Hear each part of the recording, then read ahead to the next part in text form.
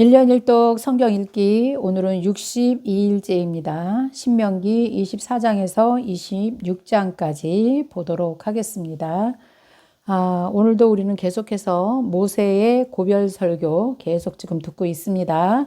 오늘 24장도 25장 26장도 계속해서 레위기에서 하셨던 말씀, 가나안에 들어가야 될 이 세대들에게 이제 모세가 전달하고 있는 것이죠. 오늘은 특별히 이혼과 재혼에 관한 법, 오늘도 사람이 살아가면서 있어야 될 법들 계속해서 꼼꼼하게 하나님께서 챙겨주시는 것 우리가 읽겠습니다. 결혼에 관한 문제, 그 다음에 형제를 종으로 판 사람들, 그런 사람들을 죽이라는 내용, 그 다음에 아버지나 자식의 죄로 처벌받지 않는다. 죄는 각자 자기가 담당한다. 가나안 땅 들어가서 처음 농사를 지어서 감사의 제물을 드릴 때 이렇게 해라. 그 다음에 3년에 한 번씩 드리는 11조는 어떤 사람을 위해서 쓰는 것인가. 뭐 이런 것들 계속해서 이제 오늘도 말씀해 주실 것입니다. 자, 오늘 24장 한번 볼까요? 24장은 이혼과 재혼에 관한 법을 하나님이 주시네요. 자, 하나님은 결혼에 관해서 이렇게 말씀하시죠. 하나님이 짝지어 주신 것을 사람이 나누지 못할지니라. 자, 그런데 이 당시에 어쩔 수 없이 이혼을 해야 되고 재혼을 해야 되는 여인들이 있을 거 아니겠어요? 그런 사람들에게도 주는 법이니 우리가 한번 읽어봅시다. 24장 1절 사람이 아내를 맞이하여 데려온 후에 그에게 수치되는 일이 있음을 발견하고 그를 기뻐하지 아니하면 이혼 증서를 써서 그의 손에 주고 그를 자기 집으로 내보낼 것이요. 그 여자는 그의 집에서 나가서 다른 사람의 아내가 되려니와 그의 둘째 남편도 그를 미워하여서 이혼 증서를 써서 그의 손에 주고 그를 자기 집에 보냈거나 또는 그를 아내로 맞이할 둘째 남편이 죽었다고 하자. 그 여자는 이미 몸을 더럽혔은즉 그를 내보낸 전 남편이 그를 다시 아내로 맞이하지 말지니 이 일은 여호와 앞에서 가증한 것이라. 너는 내 하나님 여호와께서 내게 기업으로 주시는 땅을 범죄하게 하지 말지니라. 그래서 이혼 후에는 재혼이 이혼하고도 이혼 증서를 가지면 재혼이 가능하다는 얘기고요. 그 다음에 일단 재혼한 여자는 전 남편과 재결합을 하면 안 된다. 세 번째는 재혼하지 않은 여자는 혼자 살거나 남편과 재결합하는 것이 좋다. 이렇게 결론을 지었어요. 그래서 이것을 고린도전서 7장 15절에 보면 사도 바울도 이 결혼 문제를 잘 정의해 놓은 것을 볼 수가 있습니다. 자, 그 다음에 5절은 기타 규정에 대해서 이제 기록을 해놨는데요. 사람이 새로 아내를 맞이하였으면 그를 군대에 내보내지 말 것이고 아무 직무도 그에게 맡기지 말 것이고 그는 1년 동안 한가하게 집에 있으면서 그가 맞이한 아내를 즐겁게 할지니라. 그래서 결혼할 남자는 이 당시에 군대에도 안 가고 아내를 맞이할 준비를 1년 동안 했다는 것이죠. 결혼을 굉장히 신성하게 결혼을 굉장히 중요한 큰 행사로 하나님께서는 정해주셨다는 걸 우리가 볼 수가 있겠죠. 6절 사람이 맷돌이나 그 윗짝을 전당 잡지 말지니 이는 그 생명을 전당 잡음이라 그랬어요. 자, 여기서 말하는 그 맷돌, 이 맷돌은 굉장히 중요하죠.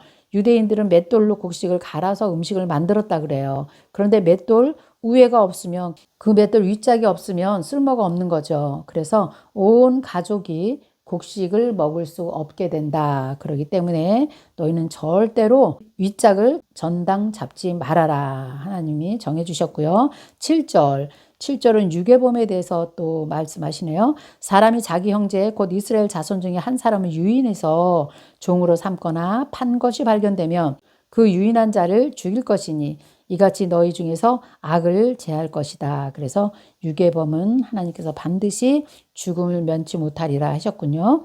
자, 그 다음 8절. 너는 나병에 대하여 삼가서 레위 사람들 제사장들이 너희에게 가리키는 대로 내가 힘써 다 지켜 행하되 너는 내가 그들에게 명령한 대로 지켜 행하라. 9절. 너희는 애굽에서 나오는 길에서 내 하나님 여호와께서 미리암에게 행하신 일을 기억하라. 그랬죠. 미리암이 이때 어떻게 했습니까? 미리암이 모세를 비방하다가 하나님의 진노를 받지요. 그래서 문둥병에 걸리는데요.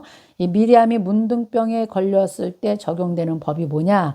7일간 짐 밖에서 격리되었던 것이에요. 그래서 이 규정을 그대로 너희도 지켜라. 이렇게 지금 말씀하신 것 같아요. 자, 그 다음 10절. 내 이웃에게 무엇을 구워줄 때 너는 그 집에 들어가서 전당물을 취하지 말라. 너는 밖에 서 있고 내게 꾸는 자가 전당물을 밖으로 가지고 나와서 내게 줄 것인데 그가 가난한 자이면 너는 그의 전당물을 가지고 가지 말고 해질 때 그 전당물을 반드시 그에게 돌려주어라. 그리하면 그가 그 옷을 입고 자며 너를 위하여 축복하리니 그 일이 내 하나님 여호와 앞에서 내 공의로움이 되리라. 우리가 한번 또 읽었었지요. 겉옷을 어려워서 가난한 사람이 겉옷을 전당 잡혔을 때 이거 해가 지기 전에 돌려주어라 그랬어요. 왜냐하면 그 팔레스타인 지역이 일교차가 엄청 심하다 그랬잖아요. 밤에는 겉옷이 없이는 잘 수가 없는 그런 기온, 온도 차이가 난단 말이죠. 그러니 겉옷이 없을 때 그 사람이 밤에 추위를 막을 길이 없다는 거죠. 그래서 하나님께서 인간의 정말 최저 생존권을 보호하는 의미다. 이렇게 생각하시면 하나님의 그 국률하심과 자비하심을 또 우리가 한번 느낄 수 있겠죠. 자, 그 다음 14절 곤궁하고 빈곤한 품꾼들에게 너희가 그들을 학대하지 말고 품값도 당일에 주고 해가 진 후에 미루지 말라. 가난함으로 그들은 품값을 간절히 바랄 것이다.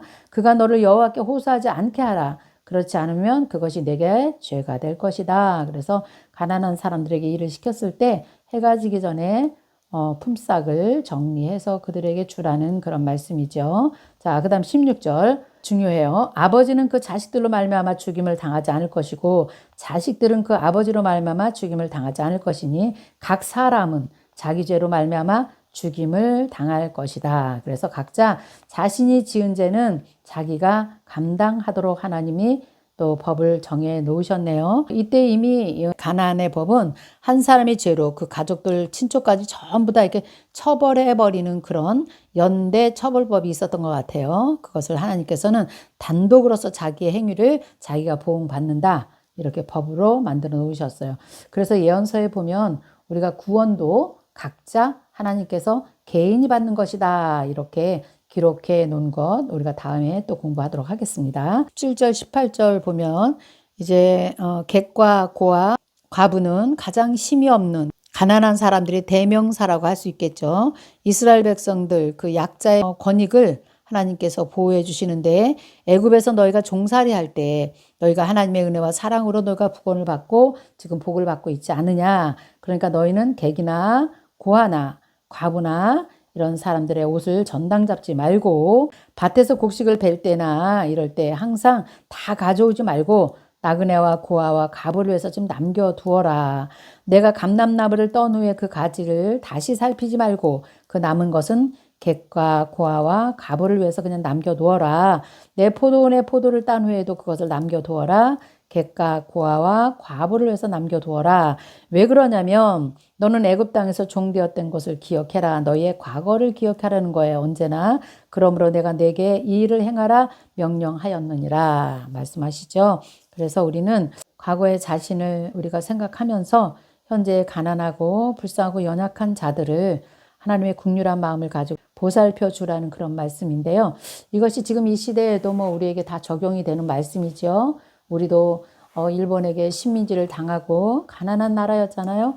6.25 전쟁 이후에는 먹을 것이 없어서 정말 미군들이 먹다 남은 그런 찌꺼기도 먹고 그렇게 살았던 사람들인데 지금 우리가 좀 잘 산다고 해서 가난한 나라에서 온 노동자들을 막 학대하고 그러는 것은 절대 하지 말아라.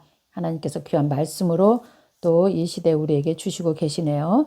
자, 이제 25장 한번 볼까요? 25장은 사형에 처할 만한 아주 극심한 죄가 아닐 경우에는 때리는 거죠. 매로 40대로 이제 제한을 하도록. 곤장이죠. 우리나라 단어로 말하면 곤장이에요. 곤장. 곤장 40대로 정해 주시는 그런 말씀을 보게 됩니다. 자, 우리 25장 볼게요. 사람들 사이에 시비가 생겨서 재판을 청하면 재판장은 그들을 재판해서 의인은 의롭다 하고 악인은 정죄할 것인데 악인에게 태형을 합당하면 태형이 뭐냐면 매로 몇 대를 맞아야 되는가 그런 것을 말하는 것 같아요. 그래서 재판장은 그를 엎드리게 하고 우리 이런 걸 많이 봤죠. 우리 한국 역사 가운데서도 많이 나오죠. 엎드려서 엉덩이를 베껴서 이제 그를 때리는 거죠. 그렇게 때리는데 그의 죄에 따라서 수를 때리게 하라. 그런데 3절 보니까 정해진 거는 40대까지만 때리는 거예요. 더 넘어가면 안 되나 봐요. 그것을 넘기지 못할지니 만일 그것을 넘겨 매를 지나치게 때리면 내가 내 형제를 경히 여기는 것이 될까 하노라. 그래서 아무리 죄수지만 그 죄수에 대한 인권도 하나님께서 생각해 주신 거를 볼 수 있겠네요. 40대.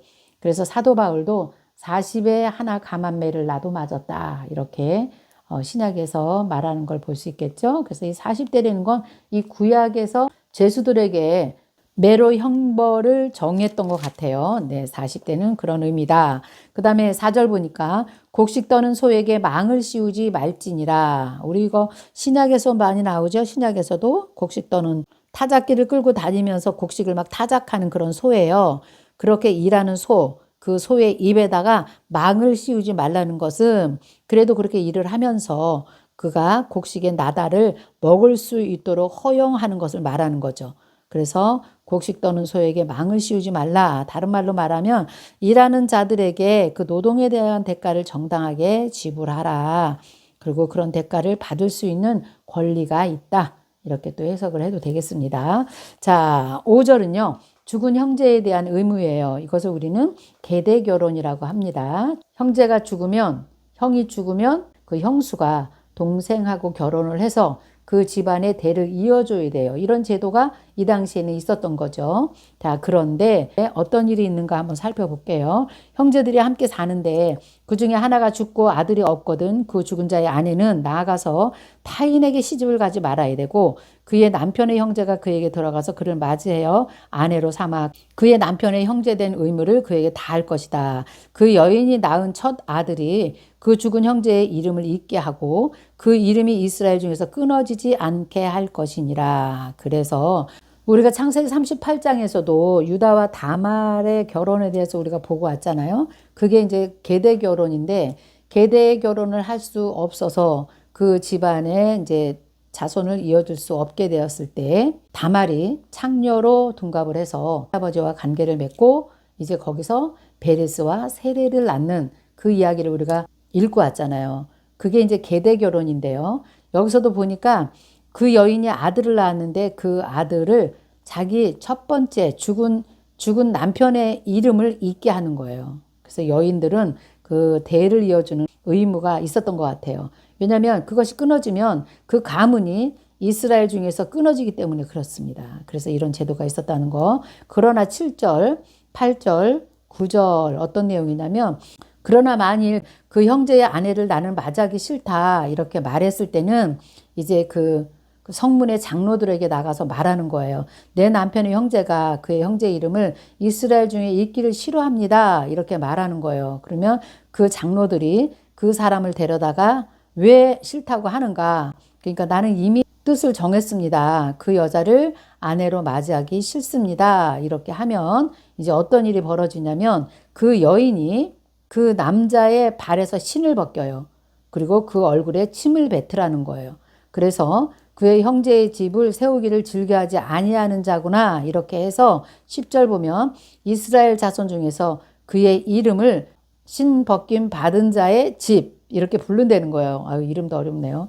신 벗김 받은 자의 집 이렇게 부른다는 거예요. 그렇게 이제 부른다는 것은 그 집안의 가문의 수치라는 겁니다. 그래도 나는 그 형수와 결혼하기 싫다. 나는 그 여인이 싫다 그러면 이런 일을 이제 당하는 거죠. 이렇게 하라는 것이에요.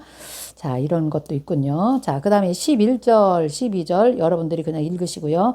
자, 13절 보면 너는 내 주머니에 두 종류의 저울추 곧 큰 것과 작은 것을 넣지 말고 내 집에 두 종류의 대 곧 큰 것과 작은 것을 두지 말아라. 오직 온전하고 공정한 저울추를 두고 온전하고 공정한 되를 둘 것이라. 그리하면 내 하나님 여호와께서 내게 주시는 땅에서 내 날이 길 것이다.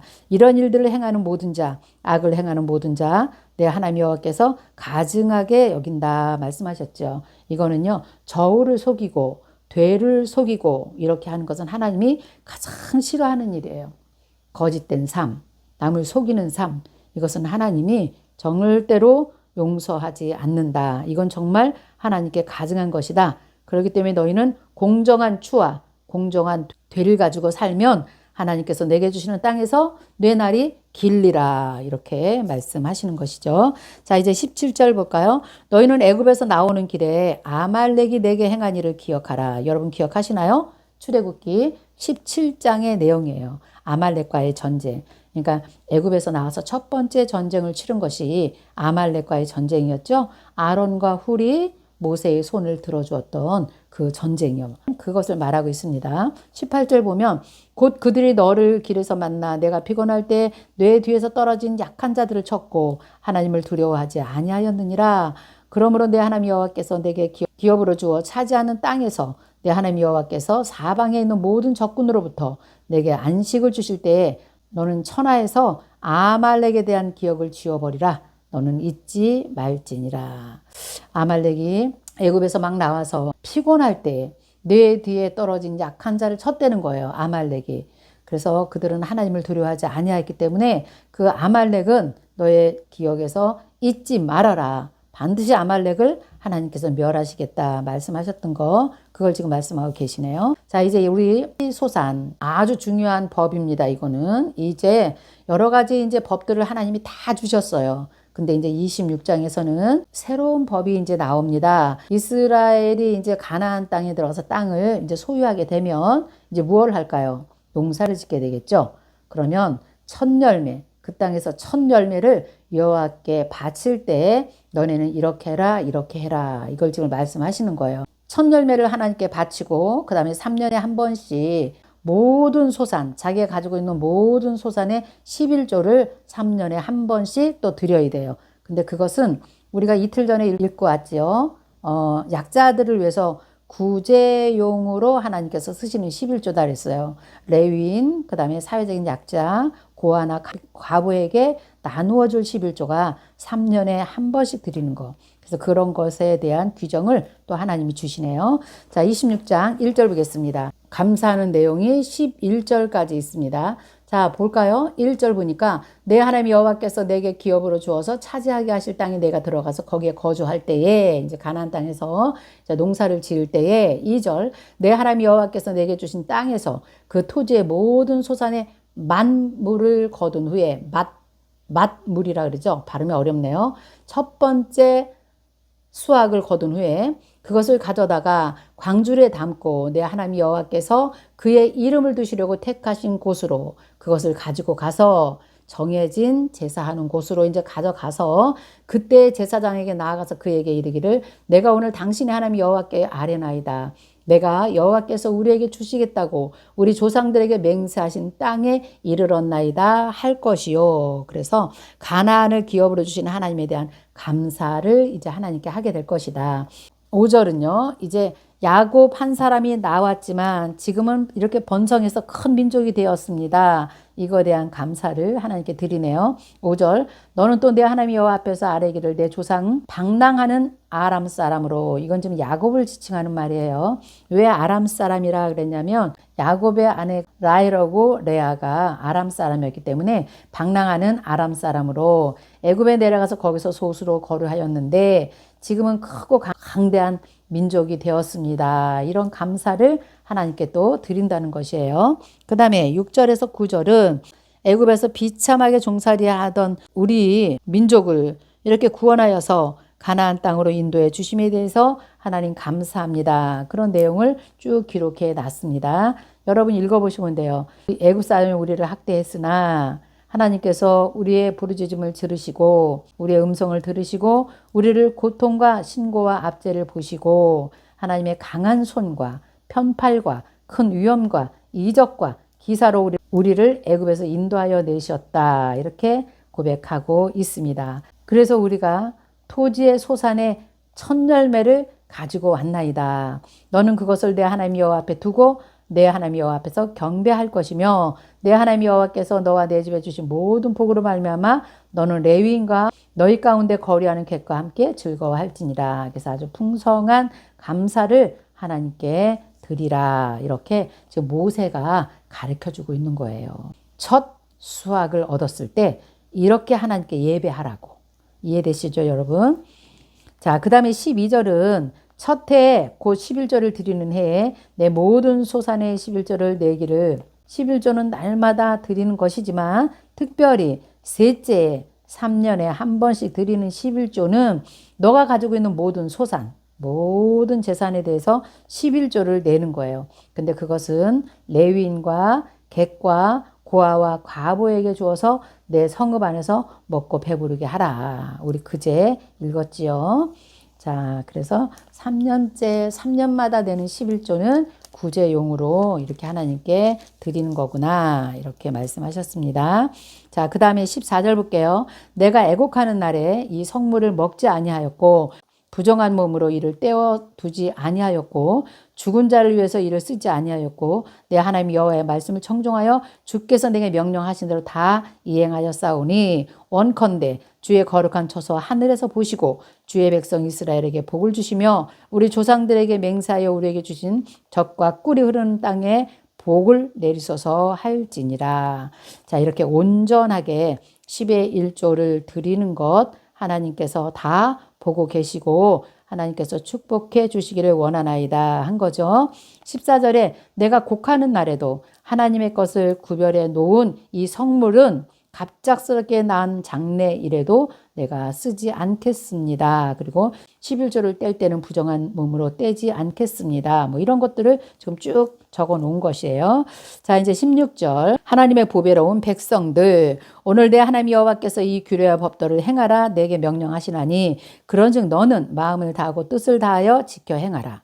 내가 오늘 여호와를 내 하나님으로 인정하고 또 그 도를 행하고 그의 규례와 명령과 법도를 지키며 그의 소리를 들으리라 하곤하였고 여호와께서도 내게 말씀하신 대로 오늘 너를 그의 보배로운 백성이 되게 하시려고 아주 구별되어 세운 하나님의 백성 선민으로 하나님께서 보배로운 백성이 되게 하셨다.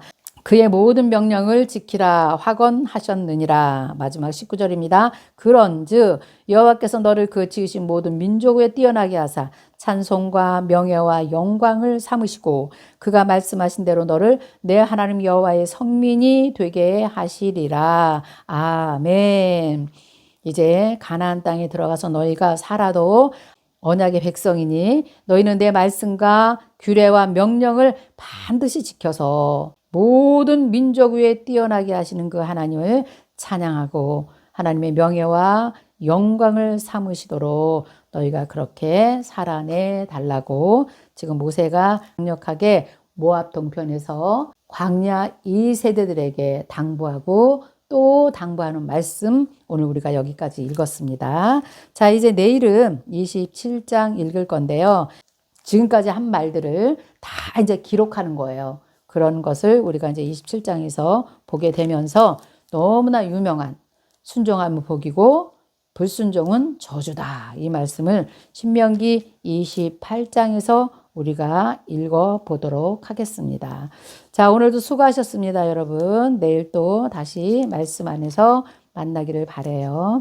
감사합니다. 내일 뵙겠습니다.